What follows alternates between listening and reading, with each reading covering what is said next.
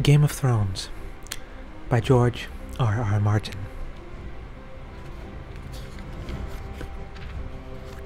This one is for Melinda.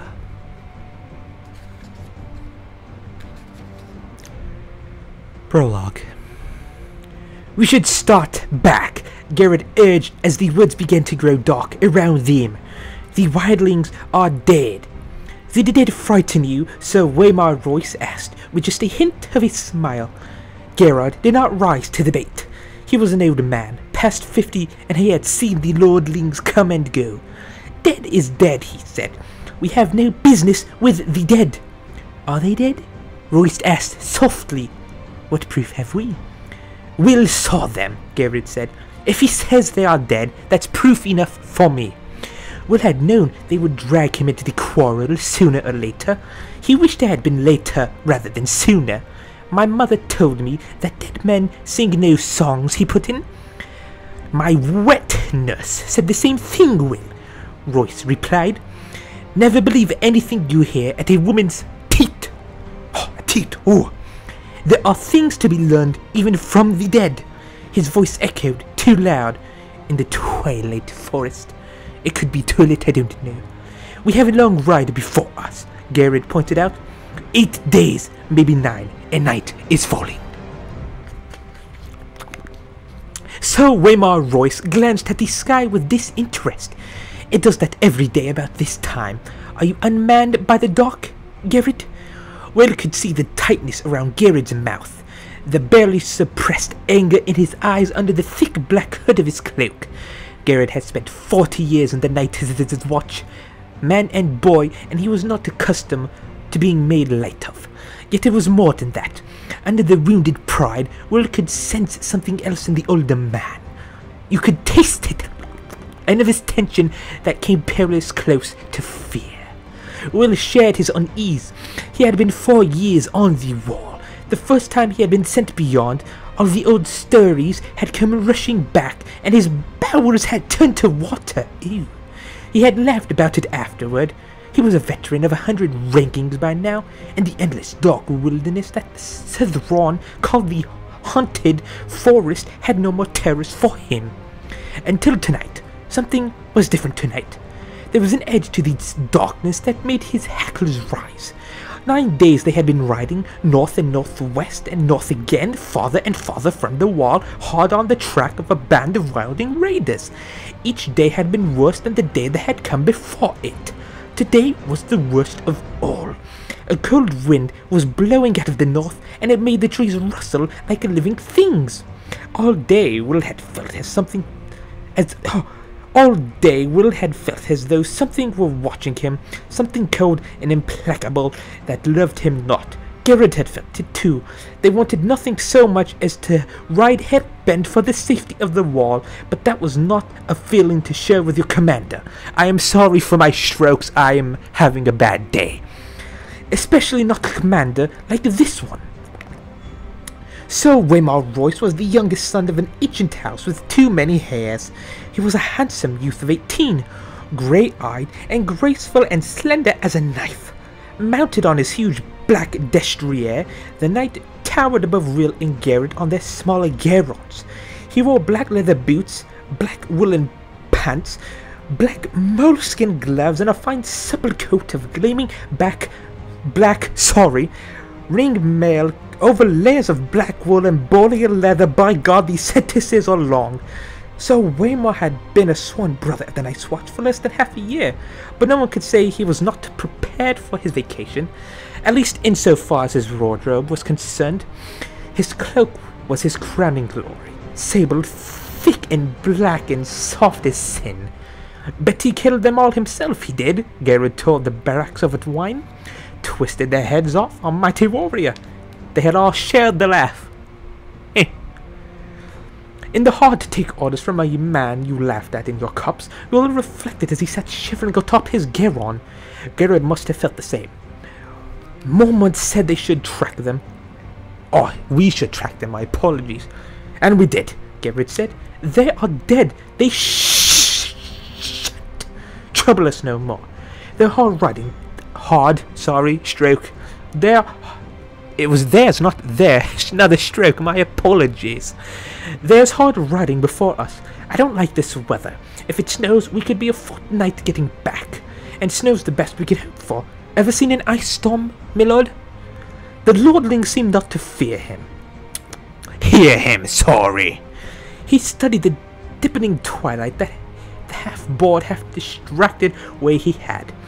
Will had ridden with the knight long enough to understand that it was best not to interrupt him when he looked like that.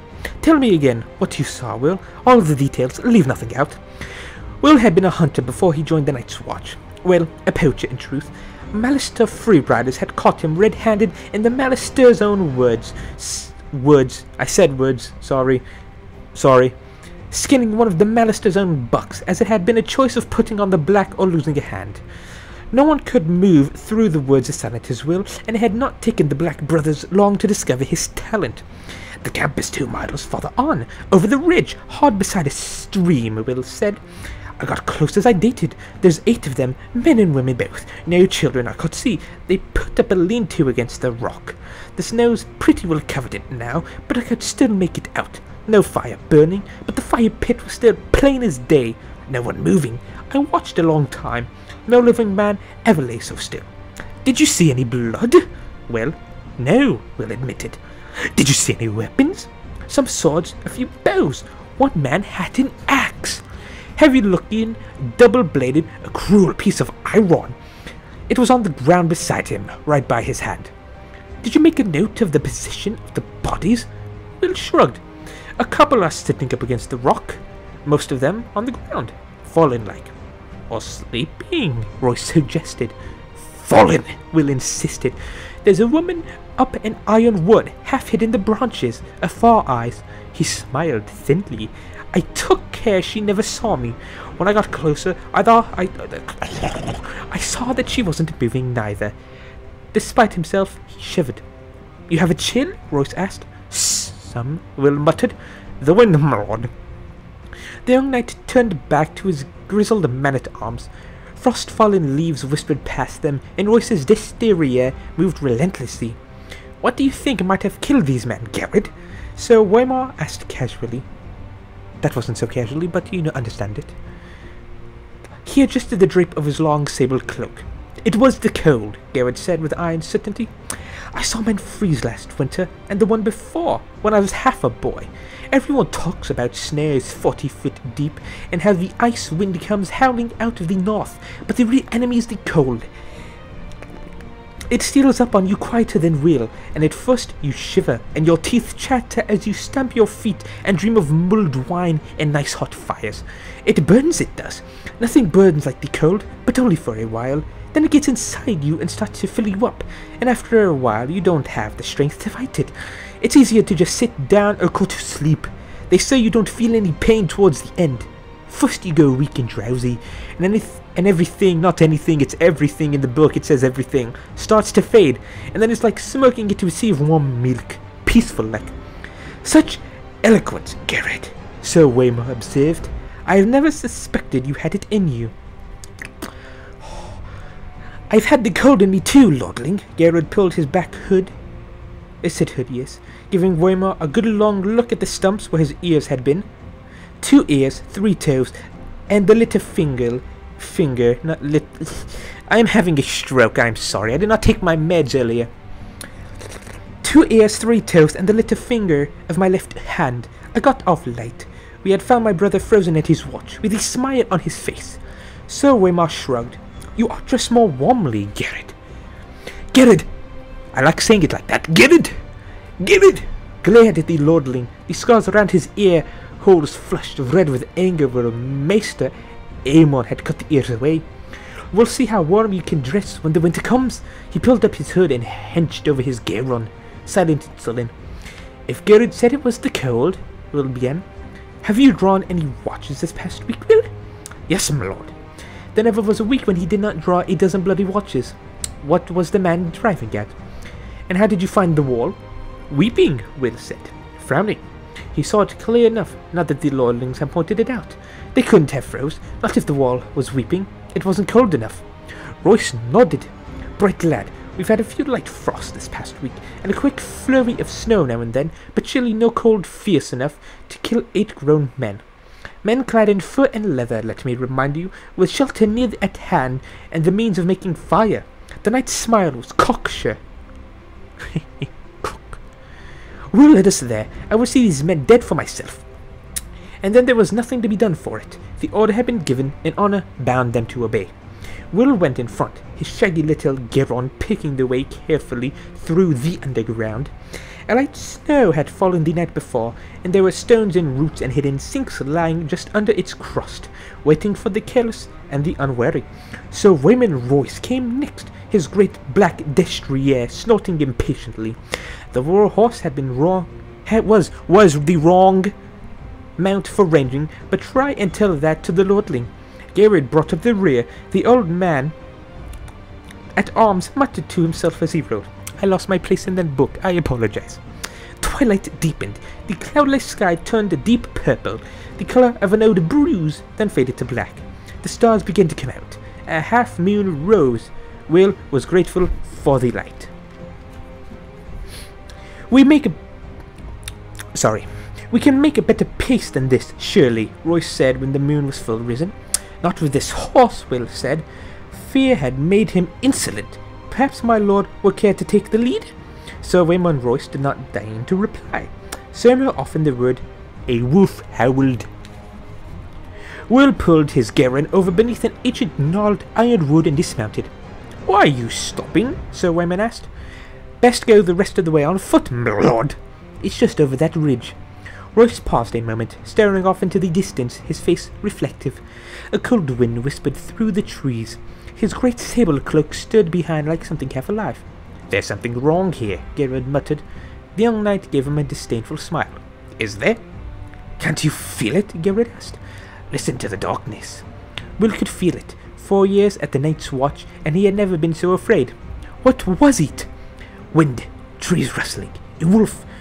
Which sound is it that unmans you so, Gerard? When Gerard did not answer, Royce said gracefully from his saddle. He tied the destrier.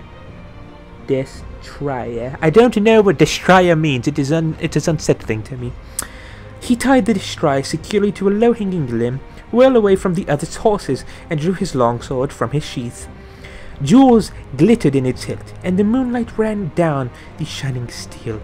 It was a splendid weapon, castle forged, and made new from the look of it. Will doubted it had ever been swung in anger. The trees press close here, my lord, I'm sorry. Will warned. That sword will tangle you up, my lord. Better get a knife. Stab me with it so I don't have another stroke. If I need instruction, I will ask for it, the young lord said. Gerard, stay here. Guard the horses. Gerard dismounted. We need a fire. I'll see to it. How big a fool you are, old man. If there are enemies in this wood, a fire is the last thing we want. There's some enemies a fire will keep away, Gerard said. Bears and dire wolves and other things. So Waymard's mouth became a hard line. No fire. Gerard's hood shadowed his face, but Will could see the hard glitter in his eyes as he stared at the knight. For a moment he was afraid the older man would go for his sword. In a short, ugly thing, its grip discolored by sweat, its edge nicked from hard use, but Will would not have given an iron barb for the lordling's life if Gerard pulled it from its skibabad. Finally, Gerard looked down. No fire, he muttered, low under his breath. Royce took it for acquiescence and turned away. Lead on, he said to Will. Will threaded their way through a thicket, then started up the slope to the low ridge where he had found his vantage point under a sentinel tree. Under the thin crust of snow, the ground was damp and muddy, slick-footing with rocks and hidden roots to trip you up. Will made no sound as he climbed. Behind him, he heard the soft metallic, slither of the lordling's ringmail, the rustle of leaves, and muttered curses as reaching branches grabbed at his longsword and tugged on his splendid sable coat. The great sentinel was right there at the top of the ridge, where Will had known it would be, its lowest branches a bare foot off the ground. Will slid in underneath, flat on his belly in the snow and the mud, and looked down on the empty clearing below. I wish someone would I lost my train of thought. I'm sorry. His heart stopped in his chest. For a moment he dared not breathe. Moonlight shone down on the clearing, the ashes of the fire pit, the snow-covered lean-to, and the great rock. The little half-frozen steam, everything was just as it had been a few hours ago. They were gone. All the bodies were gone. Gods! He heard behind him. A sword slashed at the branches, so Waymar Royce, I'm about to roast this Royce fellow, gained the ridge.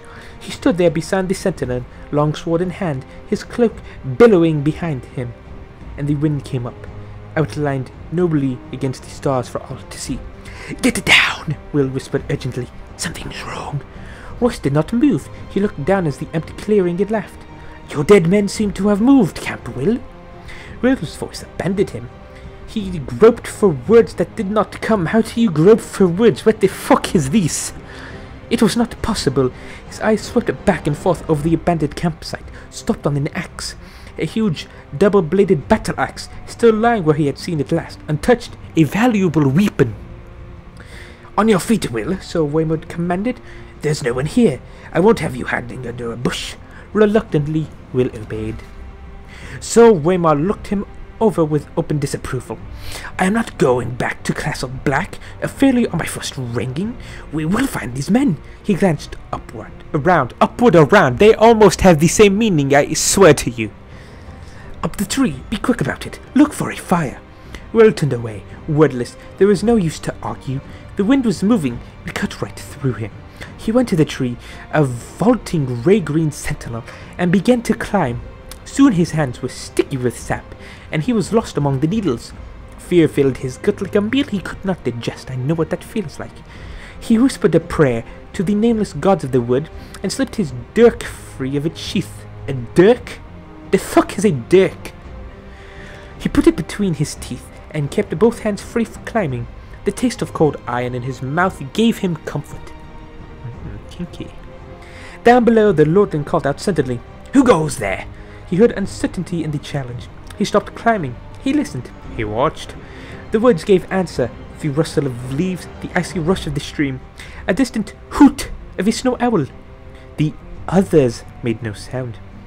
Will saw movement from the corner of his eyes. Pale shapes glided through the wood. He turned his head, glimpsed a white shadow in the darkness. Then it was gone. Branches stirred gently in the wind, scratching one another with wooden fingers. Will opened his mouth to call down a warning, and the words seemed to freeze in his throat. Perhaps he was wrong. Perhaps it had only been a bird, a reflection of the snow, some trick of the moonlight. What had he seen after all? "Will, where are you?" So Raymond called up. "Can you see anything?" "I said Raymond earlier. It is Waymar, not Raymond." I had a stroke. Internally. He was turning in a slow circle. Suddenly wary, his sword in hand. He must have felt them, as Will felt them. There was nothing to see. "Answer me!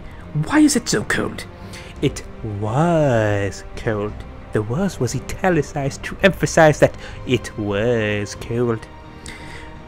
Shivering, Will clung more tightly to his perch, his face pressed hard against the trunk of the sentinels. He could feel the sweet, sticky sap on his cheek. That is so sticky, Jesus. A shadow emerged from the dark of the wood. It stood in front of Royce. Tall it was, and gaunt as hard as old bones, with flesh pale as milk. Its armor seemed to change color as it moved. Here it was white as new-fallen snow. There it was a shadow, everywhere dappled with the deep grey-green of the trees. The patterns ran like moonlight on water with every step it took. Will heard the breath go out on Sir Waymar Royce in his long hiss. How the fuck did I get jong out of that? "Come no farther," the lordling warned. His voice cracked like a boy's. He threw the long sable cloak back over his shoulders to free his arms for battle and took his sword in both hands. The wind had stopped. It was very cold. The other slid forward on silent feet. In its hand was a long sword like none other. There was no other there. I thought it would come. Like none that Will had ever seen. No human metal had gone in the forging of that blade. It was alive with moonlight, translucent, a shard of crystal so thin that it seemed almost to vanish when seen edge on. There was a faint blue shimmer to the thing, a ghost light that played around its edges, and somehow Will knew it was sharper than any razor. Sir Waymar met him bravely. "Dance with me, then." He lifted his sword high over his head, defiant. His hands trembled from the weight of it, or perhaps from the cold, yet in that moment Will thought he was a boy no longer, but a man of the Night's Watch. The other halted. Will saw its eyes, blue, deeper and bluer than any human eyes, a blue that burned like ice. They fixed on the long sword, trembling on high, watched the moonlight running cold along the metal. For a heartbeat he dared to hope. They emerged silently from the shadows, twins to the first. 3 of them, 4, 5. Sir Waymar may have felt the cold that came with them, but he never saw them, never heard them. Will had to call out. It was his duty, and his death if he did the biddy. He shivered and hugged the tree and kept the silence. The pale sword came shivering through the air. Sir Waymar met it with steel. When the blades met, there was no ring of metal on metal, only a high, thin sound on the edge of hearing, like an animal screaming in pain. Royce checked the second blow, and a third, then fell back a step. Another flurry of blows, and he fell back again. Behind him, to right, to left, all around him, the watchers stood patient, faceless, silent, the shifting patterns of their delicate armor making them all but invisible in the wood, yet they made no move to interfere. Again and again the swords met, until Will wanted to cover his ears against the strained, anguished keening of their clash. So Waymar was panting from the effort now, his breathing streaming in the moonlight. His blade was right with frost, the others danced with pale blue light. Then Royce's parry came to be a beat too late. 2 with 2 O's. The pale sword bit through the ringmail beneath his arms. The young lord cried out in pain. Blood wailed between the rings. It steamed in the cold, and the droplets seemed red as fire where they touched the snow. So Waymar's fingers brushed his side. His moleskin glove came away soaked with red. The other said something in a language Will did not know. His voice was like the crackling of ice on a winter lake, and the words were mocking. Sir Waymar Royce found his fury. "For Robert!" he shouted, and he came up snarling, lifting the frost-covered longsword with both hands and swinging it round in a flat sidearm slash with all his weight behind him. The other's parry was almost lazy. When the blaze touched, the steel shattered. A scream echoed through the forest night, and the longsword shivered into 100 brittle pieces, the shards scratching like a rain of needles. Rain went to his knees, shrieking, and covered his eyes. Blood wailed between his fingers. The watchers moved forward together as some signal had been given. Swords rose and fell, all in a deadly silence. It was a cold butchery. The pale blade sliced through ringmail as if it was silk. Will closed his eyes. Far beneath him he heard their voices and laughter, sharp as icicles. When he found the courage to look again, a long time had passed, and the ridge below was empty. He stayed in the tree, scarce daring to breathe, while the moon crept slowly across the black sky. Finally, his muscles cramped and his fingers numb with cold, he climbed down. Royce's body lay face down in the snow, one arm outflung. A thick sable cloak had been slashed in a dozen pieces. Laying dead like that, he saw how young he was, a boy. He found what was left of the sword a few feet away, and the end splintered and twisted like a tree struck by lightning. Will knelt, looking around warily, and snatched it up. The broken sword would be his proof. Gerard would know what to make of it, and if not him, then surely that old bear Mormont, or Maester Aemon. Would Gerard still be waiting with the horses? He had to hurry. Will rose. Sir Waymar Royce stood over him. His fine clothes were a tatter, his voice a ruin, his face a ruin, not a whatever I said. A shard from his sword transfixed the blind white pupil of his left eye. The right eye was open. The pupil burned blue. It saw. The broken sword fell from Neville's fingers. Will closed his eyes to pray. Long, elegant hands brushed his cheek, then tightened around his throat. They were gloved in the finest moleskin and sticky with blood, yet the touch was icy cold. That was the prologue of Game of Thrones by George R. R. Martin.